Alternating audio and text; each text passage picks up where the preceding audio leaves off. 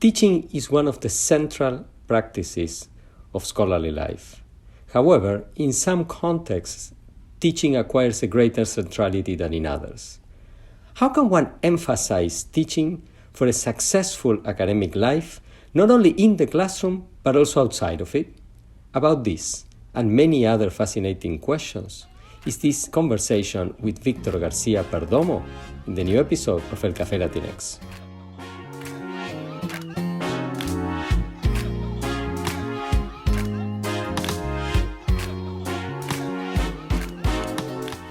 What is the experience of being a Latinx or Latin American scholar in the field of communication and media studies?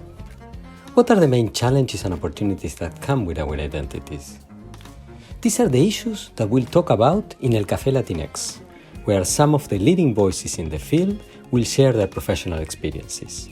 Hola, my name is Pablo Boczkowski. I teach at Northwestern University, where I hold the Hamad bin Khalifa Al Thani Chair in Communication. Together with Mora Matassi, doctoral student at Northwestern and executive producer of this podcast, we invite you to discover the journeys of scholars who are at the cutting edge of creating knowledge about Latinx or Latin American communities across the Americas. These are our stories. Esas son nuestras historias. Estas son nuestras historias.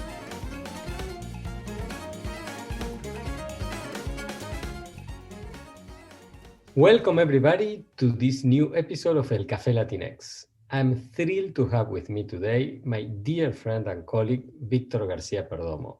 Víctor is associate professor at Universidad de La Sabana in Bogotá, Colombia. He is one of the leading experts in digital journalism in the Latin American region and has published very widely in the top journals of the field. Víctor is also a newsroom veteran for many years, 14 years actually. He worked in newsrooms in the region. Before and after that time as a journalist, he started his career in academia. He got his bachelor's at Universidad de La Sabana in journalism and communication, the place where he teaches, and then got 2 graduate degrees from the University of Texas at Austin, a master's degree in Latin American studies, and a doctoral degree in journalism, where he was advised by the legendary Steve Rees. Víctor, it's a pleasure to have you with us today. Thank you very much for inviting me. It's a real pleasure to be here. Thank you for your generosity with us. Oh, my pleasure, my friend. So tell us, how did it all begin? That is, how was the start of the journey that led you to become a professor? Well, I studied journalism as an undergrad. Once I finished my studies, I started working as a professional journalist at a very young age at the Espectador newspaper. It was a very difficult time, very dark time for Colombia. Journalism was important for our weak democracy.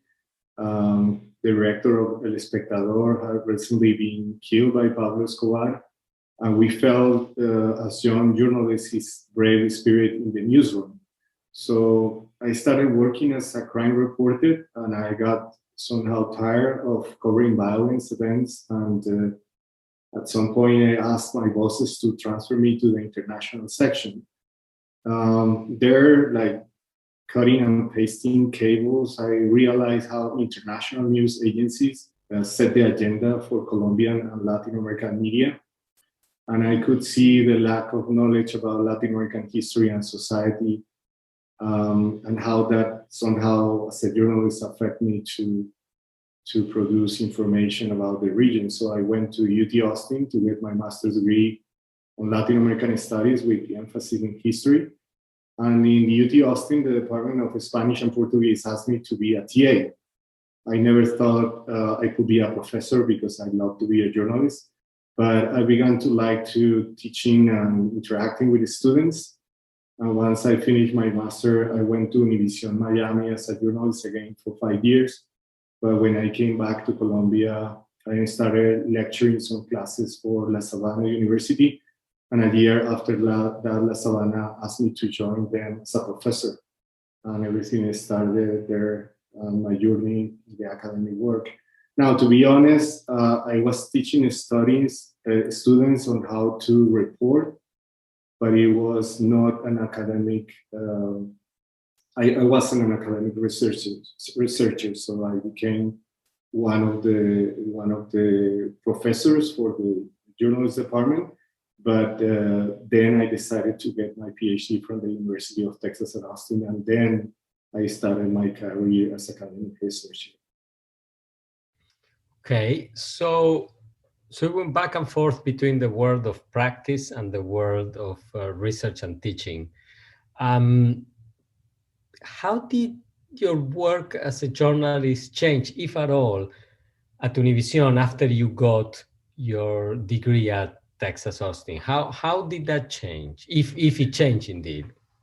Yeah, it changed a lot because I was most conscious about the history of Latin America. I was hired to write news about Latin America. And even though we have access to different cables and news agencies, what I tried to do was to contact directly the sources of information in Latin America to try to provide different information to our readers in Univision. And I was more conscious about the fact that I was most conscious about the history of Latin America and tried to provide usually a different perspective. That's an advantage somehow, but when you're working as a journalist and you have to report quickly on events, sometimes it's difficult to explain to your colleagues that you have to take that extra step in order to report better. Okay, and how did the environment in the newsroom in Miami compare to what you had experienced as a journalist in Bogota? It was completely different, and to tell you the truth, it was a little bit hard for me because we were working as back in Bogota. I was working as a traditional journalist for a newspaper, and then we started working in Univision as an online journalist. So there was a different approach and different perspective regarding the news. Even the news production and news practices were different because of the immediacy of the online production practices. But it was also different because somehow when I was in El Espectador, I felt like we were part of something really important, like we were, even though we were very young reporters, we were part of something really important for democracy and for the future of the country. Well, in Univision, it was a little bit different because it was a mix between entertainment, reaching audiences at a very fast pace. So it was difficult, and it changed my perspective also about different kinds of journalism in different parts of the world, different kind of approaches depending the platforms or depending the practices. So it was enriching, but at the same time, it was completely different. Okay, and some of that difference had to do with the platform, print versus online, and some had to do with the country and the period also, right? Definitely. Mm-hmm. So after Univision, you went back to Bogota and you started teaching at Universidad de La Sabana. Yes, as a lecturer, but actually I started working for Terra Networks. It was a beautiful project from Telefónica, and they have something called Terra TV, which was supposed to be a project across Latin America and Spain. And I was in charge of Terra TV in Bogota, Venezuela, and Ecuador. And it was a beautiful project, and everything everything was like bright for the video at that point, but the project didn't actually have a good business model. So at the end, everything went down. But I started teaching as a lecturer here in La Sabana University, and before that happened, La Universidad de La Sabana asked me to join their professor staff. Okay. Now, what year or years were that? You know, when was that you were working for Terra Networks, Terra TV? I worked for Terra TV from 2006 to 2008. Okay. Then, yeah, during a year, I combined the two jobs, lecturing here in La Sabana, working as a director of Terra TV for Colombia. But then La Sabana University asked me to actually be a professor, and I started my career as an academic. Okay. Now you are teaching at the University of La Sabana, and when and how you decide to go for a doctoral program, and why UT Austin? Well, things were changing very fast in Latin America, in the sense that before a professor, particularly a professor in communication and journalism, didn't need to be a PhD, right? It's not like in the US where you need to, if you want to teach as a professor, as a full professor in a university, you have to have a PhD. But the university started to see some changes. They wanted to become an important university in the region, and also we could see some changes in particular in Mexico and in Ecuador, where governments asked directly to professors to have the PhD in order to teach as full professors in universities. And I started working in some research project, and I started to like it. So it was a combination between the institution or the organization wanted to improve the knowledge of their professors and advance regionally, and a personal interest for research, because it was completely different from writing for a website or writing for a newspaper. But I started to like it in the sense that at the end of the day, it's writing. You have to write, and I started to like it. Writing things in more depth, and produce something that was a little bit more significant. News that just last for a few hours or a few minutes. Okay, and why UT Austin? And did you apply to one place, to more than one place? And did you consider also going to Europe, or you wanted to go to the US? No, definitely I wanted to go to the US because of my previous training as a master's in UT Austin. I applied to different universities, but so I wanted to go back to UT Austin because I follow ISOC, the International Symposium of Online Journalism, and I was very close with Rosenthal Alves. So every time because I was teaching online journalism and somehow practicing online journalism, I always like to go to this symposium to get new ideas, to see what practitioners and universities were doing about these disruptions, these digital disruptions. So I was very close to this symposium, this international symposium of online journalism. I'm very close to Rosenthal Alves. So I started, talking to Rosenthal about the possibility of getting my PhD, and it was because of his advice that I decided finally to go to UT Austin. So you went back there? I went back there.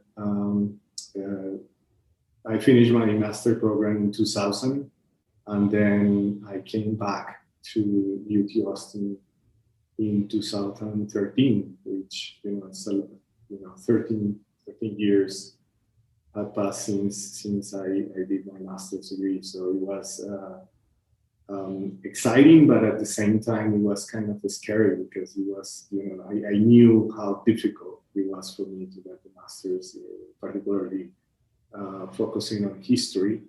And I knew that journalism and communication in general is very tough. So it was exciting, but at the same time scary. I got a Fulbright fellow,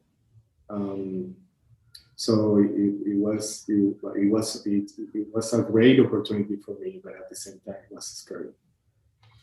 Okay, and as an international student from Latin America, how was your experience, your personal experience and your student experience at UT Austin, both times, but in particular the PhD, which is much longer?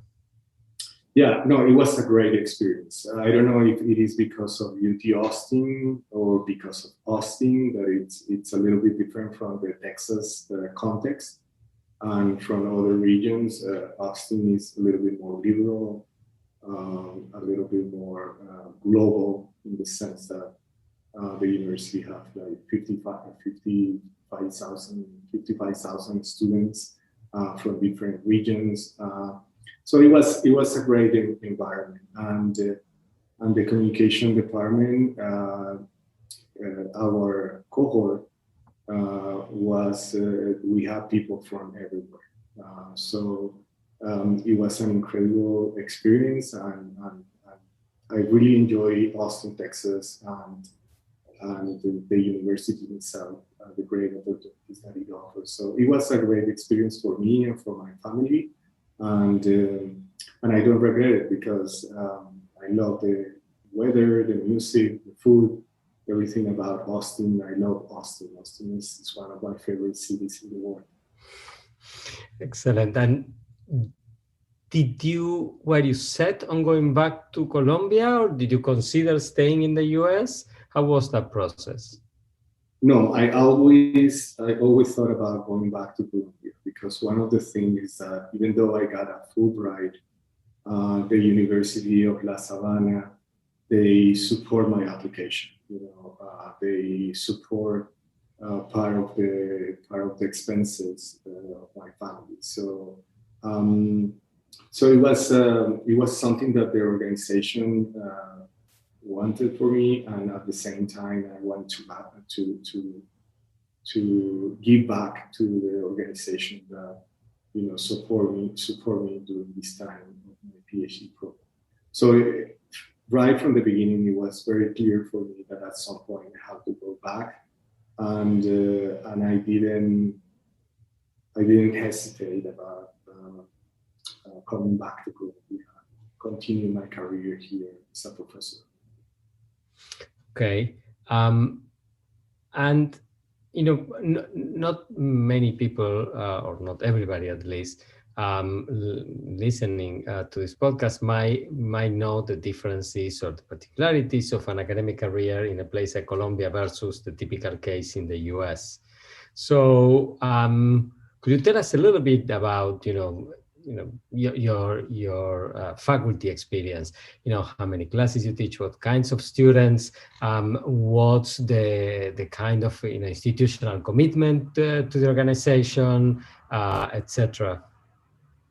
Yeah, I mean, I'm teaching 2 classes per semester, and usually my responsibilities go with graduate students, but sometimes I teach undergrad.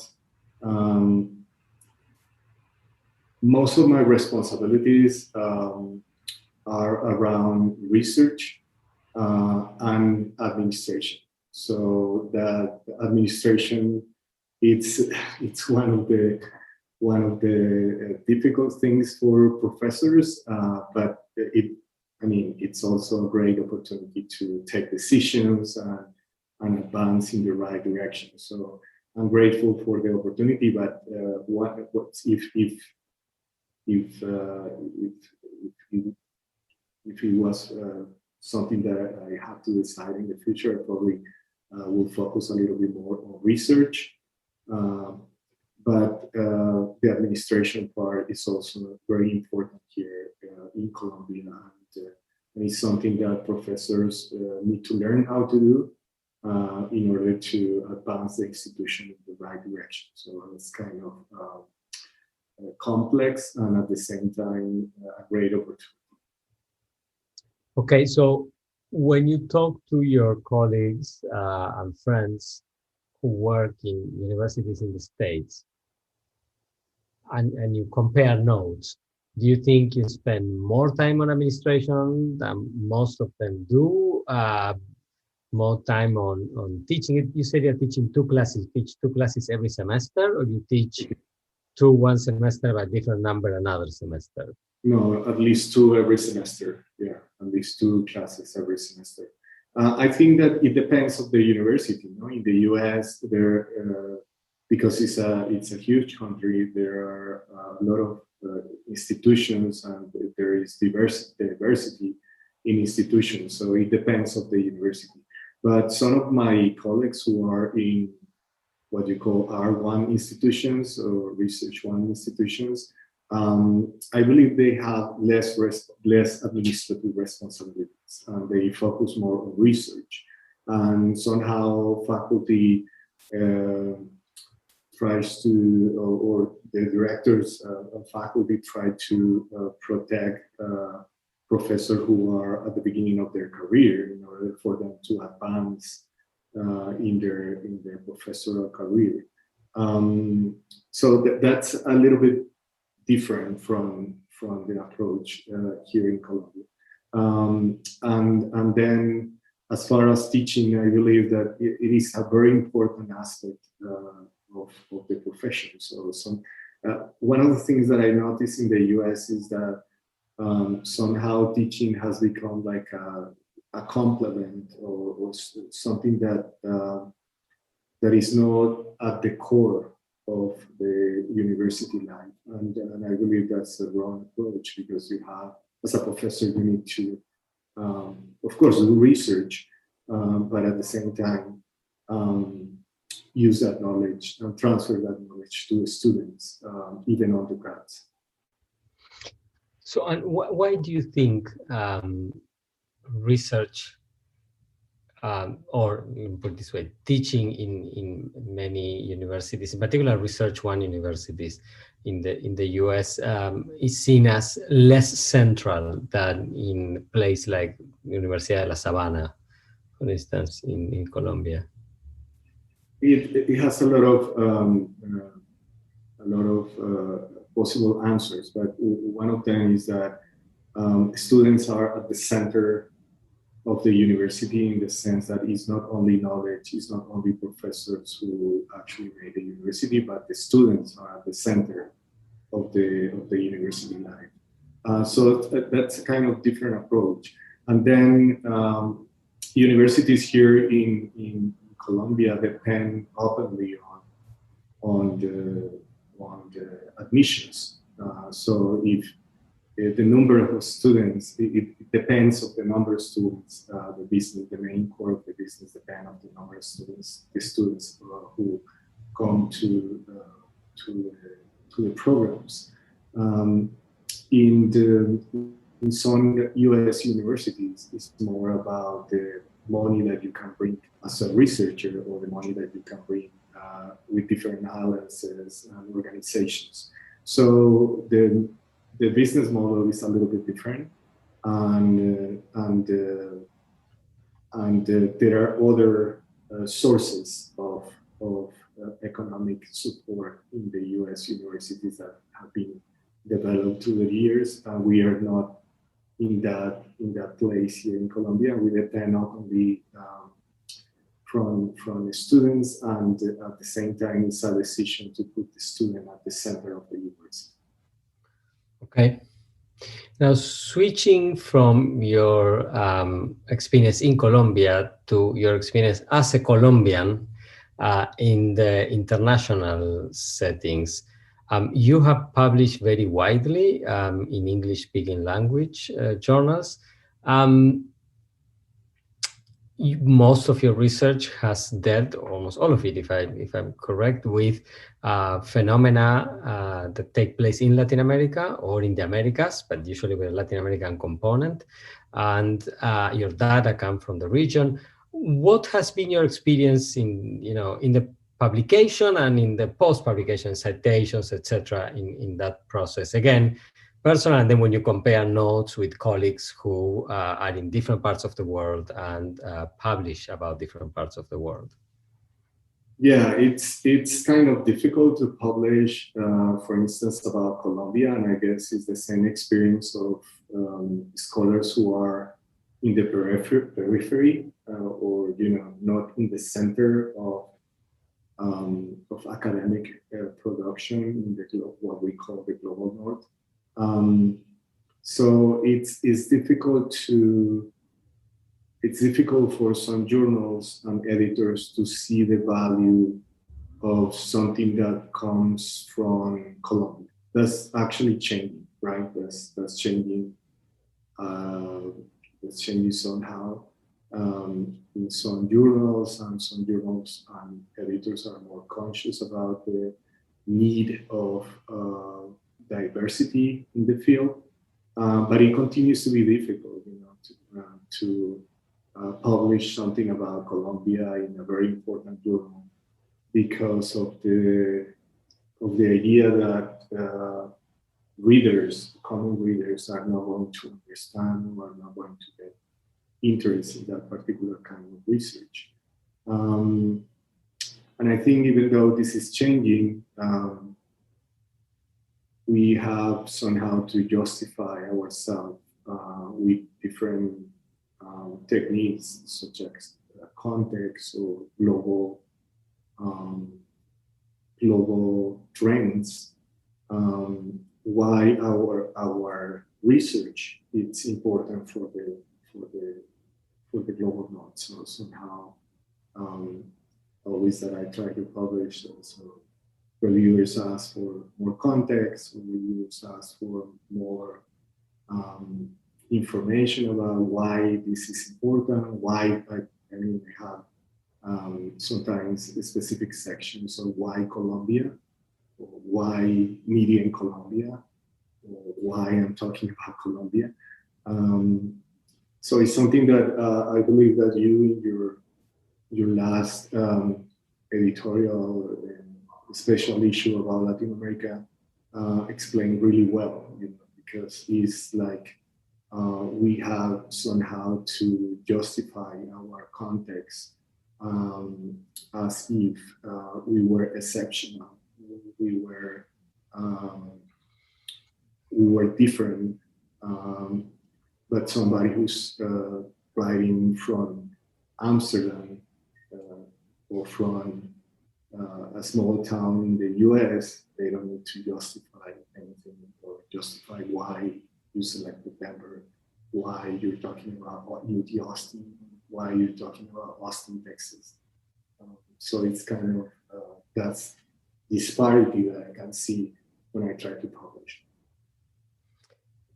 Do you experience a related kind of disparity when you share your work at international conferences, when you attend conferences, even social events at conferences, or is that more confined to the publication process? Conferences are becoming tough. I cannot say that. I cannot say that there is a particular or specific treatment to people who talks about Colombia or Latin America in conference, because conferences are becoming kind of tricky in the sense that the audiences for the size of the conference is so big that the size of the audience is every time I go smaller and smaller. So even though sometimes I feel like there are some topics that are more relevant than others. In conference in particular, I haven't seen that or felt that in particular. Okay. And if you had magical powers, okay, and could be granted one wish about how you'd like the field of communication and media studies to change, what would you wish for? Probably a wish for a more inclusive field of communication and media studies, because we can see the dominance of knowledge in some specific places, mainly in the North America and Europe. Latin America, in this context, is still in the periphery. A more inclusive field would allow scholars to make key transnational and historical connections. And I would wish that probably there is more historical context in communication that opens some concerns regarding the future transformation of the field. So the fact that there is this lack of historical context in communication is something that we need to work probably a little bit more to ensure the future of the field, because right now, every time I add context or add historical context to a paper, it seems to be like something that is not related to the paper, like it's something that you have to take actually out of the paper, because it could be actually a potential problem with reviewers. And if you don't provide this historical context, or you don't try to be inclusive with what other scholars are doing around the world, it's going to be very difficult to understand and compare. And it is in the comparison of different media systems, or it's in the comparison of how different communities implement technologies or adopt technologies, that we can actually find patterns and provide a little bit more knowledge for the field. Okay. Thank you very much, Victor. This has been a very, very enlightening conversation. I greatly appreciate your taking time and sharing your knowledge and experiences with us. And thank you, all the listeners, for staying with us through the end. And I invite you to the next episode of El Café Latinx. Thank you very much for inviting me. It was great. Thank you, Pablo.